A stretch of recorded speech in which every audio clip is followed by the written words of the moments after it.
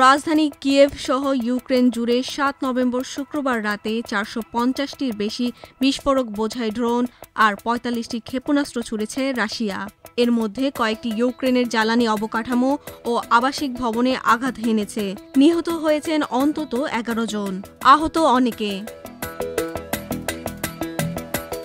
BBC জানিয়েছে, Dnipro শহরের একটি অ্যাপার্টমেন্ট ভবনে হামলায় ২ জন নিহত হয়েছেন। আহত হয়েছেন আরও ১২ জন। জাপোরিঝিয়ায় রুশ হামলায় ৩ জন নিহত হওয়ার খবর পাওয়া গেছে। রাতভর রাজধানী কিয়েভ সহ ইউক্রেনের ২৫টি জায়গায় রুশ হামলার খবর মিলেছে।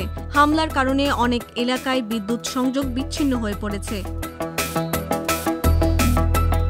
ইউক্রেনের বিমান বাহিনী গতকাল শনিবার সকালে জানায়, এক রাতে রাশিয়া ৪৫০টির বেশি বিস্ফোরক বোঝাই ড্রোন ও ৪৫টি ক্ষেপণাস্ত্র নিক্ষেপ করেছে।